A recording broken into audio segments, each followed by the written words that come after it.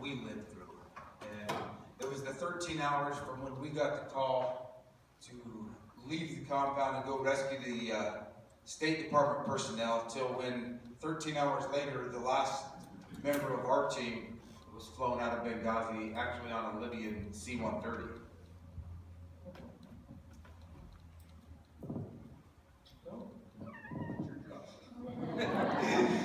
As you can tell, Tig is he's the quiet one. Ouais, dans le temps, dans le temps. You want to go with the story, buddy? So, I mean, Tig, Yes. we can play the video real quick. Yeah. okay, say it again.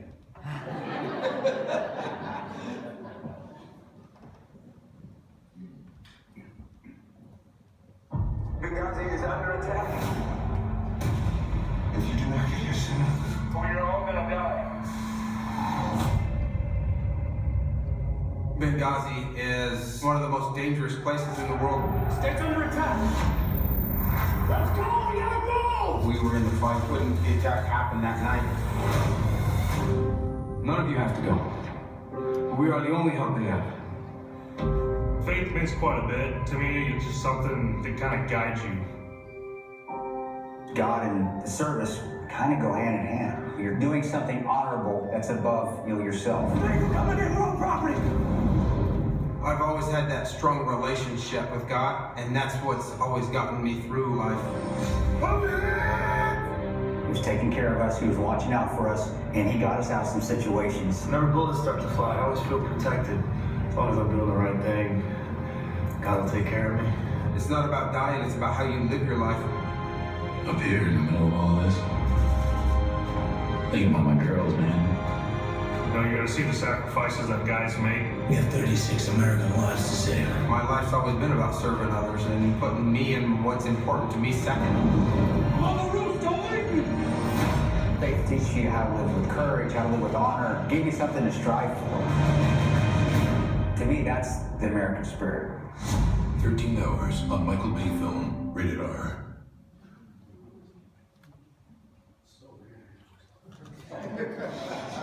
It is.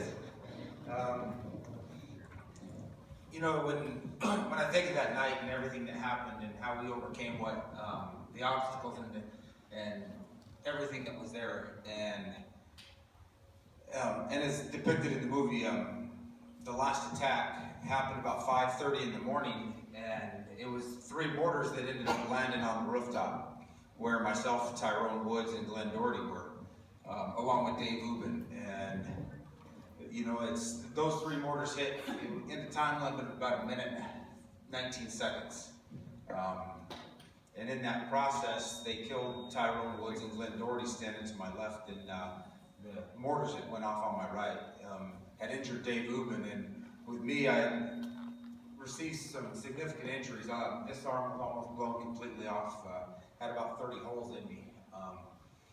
In all things, I should have died that night because I was closer to the blast than anyone else was.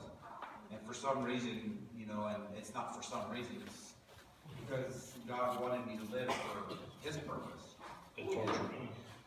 And then it tortured them. And you think of, various verses in the Bible, and the first one that most of us probably think of is John 15:13, which says, no greater love than a man who lays down his life for a friend. And that portrays that night. That talks about that night. Ty and Glenn laid down their lives for the rest of us. But also in that is the heroics and the courage of, like John, he was the first one to come up on that roof before the dust had even settled, and took care of Dave Ubben. He saved Dave Ubben's life by putting 2 tourniquets on Dave. Dave's arm was blown off just like mine, just about kind of hanging on. And his left leg was pretty much almost amputated as well. Dave Ubben has his arm and is able to walk this day because of John. And then he immediately moved over to me, got a tourniquet on me, got me up so I could get down off the roof on my own, because he was going to tend to Ty and Glenn, make sure, or at least see how they were. And unfortunately, that's when we found out for sure that they were both dead or both passed. And throughout all of this, the other members of our team are still covering because they're waiting for a follow-on attack that could happen. But what gave us the strength that night is, it's each one of our own personal faith and our personal relationship with God that stands with each of us. And we all, those of you in the military, most of us don't talk about it. It's something that's a very personal nature to us, and that relationship, but it comes out in how we love one another and how we work with each other and are willing to give our lives for each other.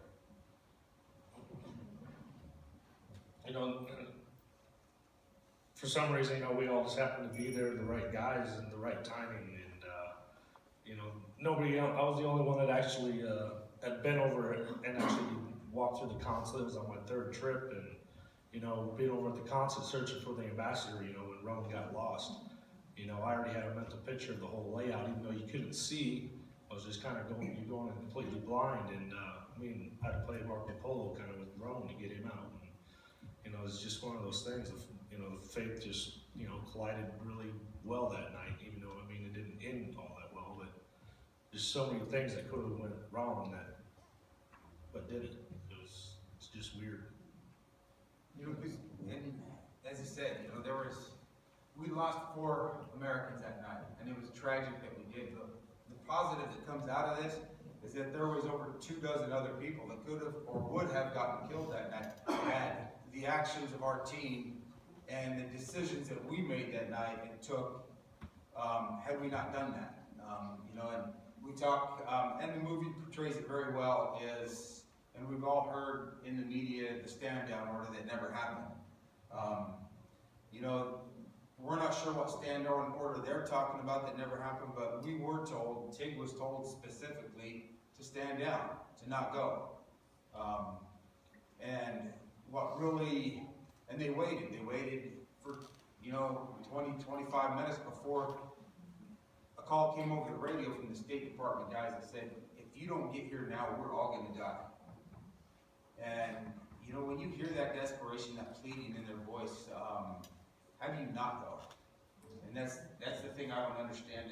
Today, we're in a society of the camera, and the first thing you see something bad that's happening, the first thing you see is it posted on the internet, because somebody, instead of helping that situation, instead of standing up and being that good Christian and that good person, they take out their phone and they want to take it.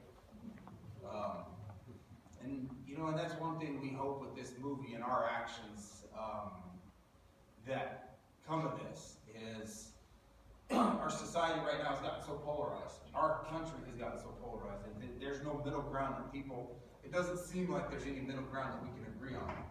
I have friends that are liberal, I have friends that are really conservative. The writer of the book, Mitchell Zuckoff, he is a very liberal person. Not as much anymore. Yeah, not as much as anymore, because we're converting.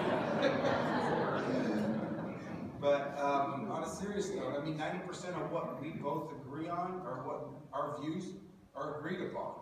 It's a few little things that get blown up in the media that make everybody think that there's only this side or that side. And one of the things I hope for is that people gain an inspiration from this movie through the camaraderie, through the faith in one another, through the teamwork and the courage and the honor of doing what's right, whether it's correct or not in the viewpoint of society, that it brings both sides together and sees what is right and not necessarily what people are trying to tell us that we need to do. Because I think, it's the devil out there in our politicians, or pushing our politicians to push this way or that way and get us to keep that confusion in our lives.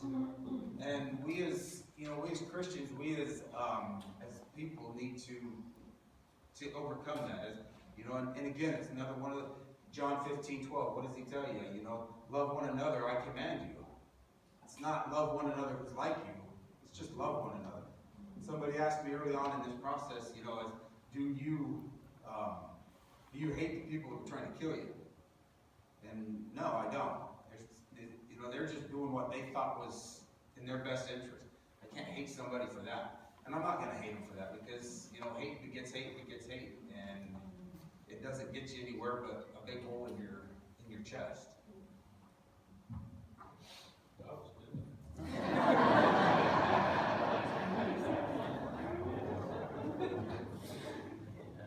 Don't say that. Oh, no. Tell us a little bit about when you became Christian. How that works with you. Like all through that night, a lot of people say, or ask, did you, like when you're going through, like you thinking, praying to God to keep you protected, this and I don't, for me, I wasn't really, thinking, about, hey, God, keep you protected. I was just focusing on the task in front of me. And, but in between each event, I guess you could say, I was, that's when for me, that's when I started praying in a way, saying, thank you, God, and, help us get through this night, pretty much after every firefight, and, even after I got rolling out of the smoke, and, I just can't, he was just watching over us that night. I always prayed that he would quit shooting right next to my ears. That's why I always sit on this side too, so I don't have to listen to him. I didn't talk too much. That I do. Anybody want questions? How did, a little bit of your background, how did you end up contacting me? I was born in,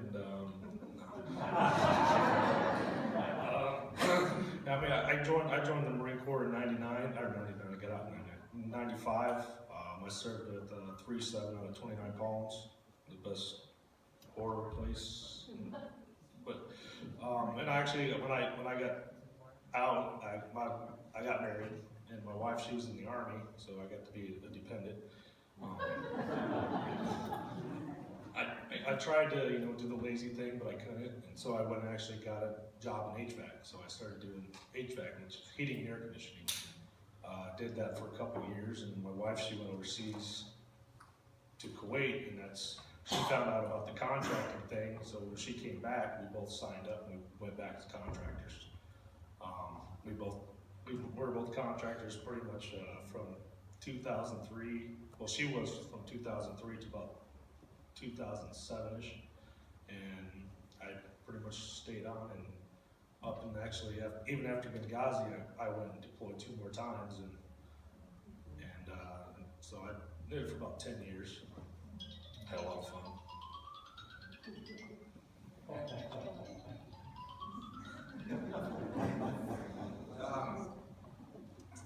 I was born, I joined the Marine Corps in 1984, did 12 years in the Marine Corps, a bunch of different units, 2-9 State Platoon. I finished my career as an interrogator translator on the East Coast in Camp Lejeune. Spent, a lot of time, my second life, I went to school to, the Marine Corps sent me to school to learn a foreign language, and it was Persian Farsi, so the Middle East is a good place for me to have been, I guess. Been in and out of there for off and on for the last 30 years. I got out in 96, become a police officer. I was a deputy sheriff in Colorado. While I was during that time period, I did a lot of, I was an investigator that did nothing but family crimes. Interviewed and dealt with a lot of the sexual assault on children, that kind of thing. Then I took over a job in a small town just outside of where I grew up as chief of police, and then The town's still messed up. and it was it was nice. I really enjoyed that because, being a small town, it's Mayberry, it's 1,260 people, and been 1,260 people for 100 years, plus or minus 30 people. What town? Fowler, Colorado. It's east of Pueblo, about 35 miles. Got a place in West Pueblo. Okay, it's just the opposite side of there, huh? Then I started my own job, own business, doing bounty hunting, bail bonds, private investigations, and then in 2004, I started contracting protect the State Department personnel in Iraq. and did that off and on up until about 2009 when I started working for GRS, which is Global Response Staff, which are the guys that protect the case officers, the spies, while they do their job overseas. Sir? Yes. What were you doing in Benghazi? Were you providing security for the CIA station? Yes. Yeah, we made sure they could get to wherever they needed to get and get back safely. So they could focus on, you know, their skill set of collecting information, and we didn't have to worry about who was trying to kill them. That was our job. And we didn't have to worry about getting lost. The embassy compound. I'm sorry? What was it? The other compound that came under assault, was that like an embassy mission? It was called. It's not the main embassy. No, because the main embassy's in Tripoli. In Benghazi, it's a consulate slash Special mission compound. And a lot of those titles are based, they give them different titles based on the security measures that are going to be required by past experiences and past laws. Now, do they have security there? Yes, It depends on, I mean, depends on your definition of security. they didn't, Clearly not enough. I mean, they definitely didn't have enough. I was on my third trip in Benghazi, and I was there the first time when they got attacked, and I got a hole blown in the wall. I mean, you could literally drive a truck through it. And that night there was only 2 guys on the ground, 2 Americans. The guards, they didn't take off that night, but I mean, and also Bob's that night wouldn't let us go over there. So just kind of give you an idea about that stand down order. But you know, they were always requesting for more security, you know, constantly from 2011 all the way up to 9/11. And you know, why it kept getting denied, I think Land's the only one that can really truly tell us. Awesome. Excuse me. Folks here may not be able to read the words that are on the shirt that both of you are wearing. I was impressed when you shared with me about that work. Would you please tell us about what you started? After Benghazi, actually it'll lead into that, is my first operation, other than him saving my life, and I regret it to this day, because now every Sunday he makes me wash his truck. What do you mean? He says, hey, I saved your life. Get over and walk behind you. Okay, just don't rub it in anymore. It's hand therapy. I was flown into Tripoli, and the first hospital I went to was a Libyan hospital with Libyan doctors. And they're the ones who really saved both mine and Dave Luca's life again. Because both of us had pretty much lost just about as much blood as you could without dying. And we got there, and we'd been another 15, 20, 30 minutes delayed. You know, the doctor said that neither of us would probably made it. So, you know, and again, it's another thing, it's God working to get everything right in this. And you know, and he chose this to happen. And he chose this to happen, and for whatever reason, and you know, it's our job, or my job now, to look at what he wants me to do, and which has kind of led me to what we have, and it's called Shadow Warriors Project. It's one of the things. It's a mission for me and my wife and for John, because as contractors, there's never been a support element for them. There's, you know, the military, as we all know that have been in there. You know, you've got the VA, you know, some good, some bad out of that, but you have, if you get injured, you know, you got the medical facilities and everything like that to take care of you. As a contractor, you carry workman's comp insurance. It's by law. Yeah, exactly. That is the best reaction there is to that, because anybody who's ever been on workman's comp knows how wonderful it is. Especially if you're overseas. Right. Work overseas. Well, the law was actually written in the 40s, in the middle of World War II, because there were so many contractors then. And you know, if guys got injured, there was no element then to take care of them. So, okay, let's require them to have workman's comp insurance, just like if you work here in the States, you have to have your business or the business you work for provides that. But the problem is there's nothing there for the families. I got injured, went to that hospital that afternoon on that 12th. I got flown to Germany. In Germany, I had another operation. I got hit in the neck. I had a piece of shrapnel about 1 millimeter from my carotid. I've got 3 pieces in my chest. Another one got pretty close to my femoral artery. I had about 30 holes up in me from just, most of it wasn't really bleeding that bad. So, you know, it wasn't, most of them weren't life-threatening. But I got to Germany, had my second operation. I was there for, I think, 4 days, 4 to 6 days before my blood levels got to where they felt comfortable shipping me home. And they shipped me home, and then I was, luckily for me, what they basically did is they re-enlisted me back into the service for my medical care. Okay, and you know, they did that, and I thank them for that. It wasn't altruistic why they did that. Part of it is because then they could put me in Walter Reed up on the Wounded Warriors wing, and the media can't get to you. I mean, you can't get up there. And I was glad that that happened, because at that time I didn't care about what was going on in the media, who was saying what. I was just worried about, one, getting well, because I wanted to get back into working, and hopefully we could get my hand fixed where it could, and seeing my family.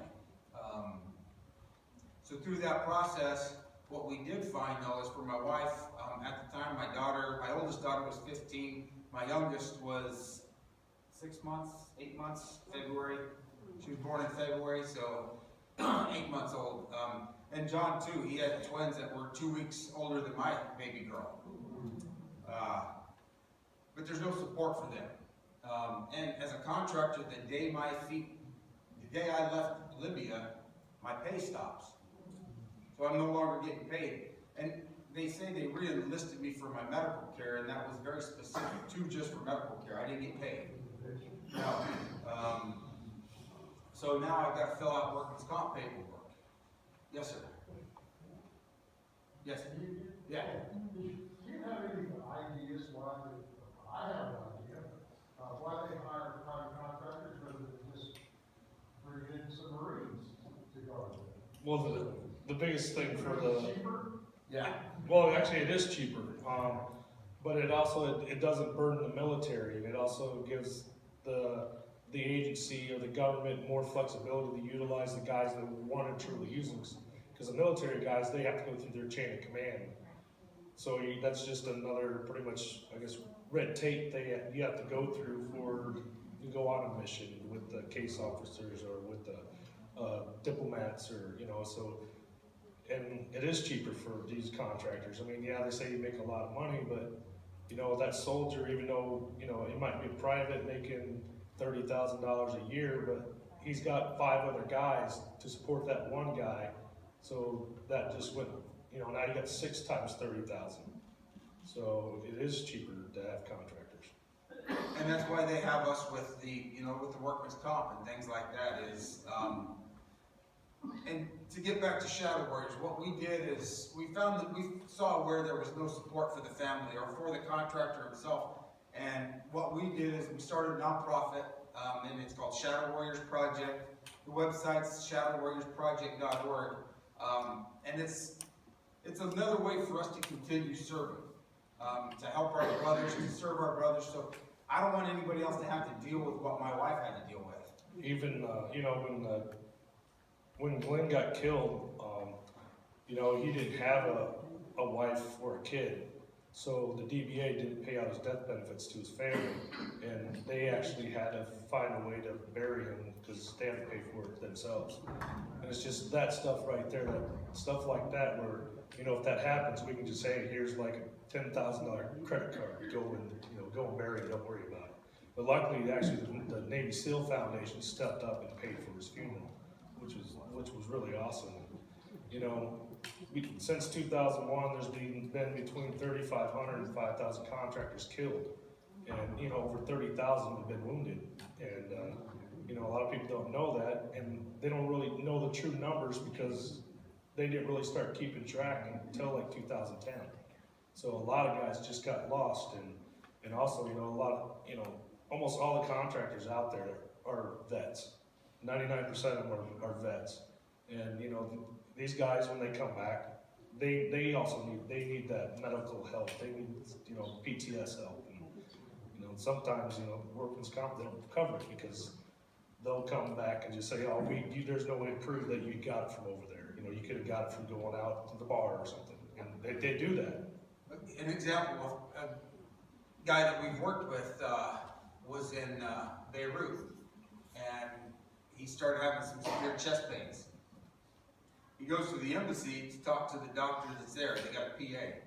And the doctor says, hey, you're a contractor, we can't see you here. You're not a full-time employee.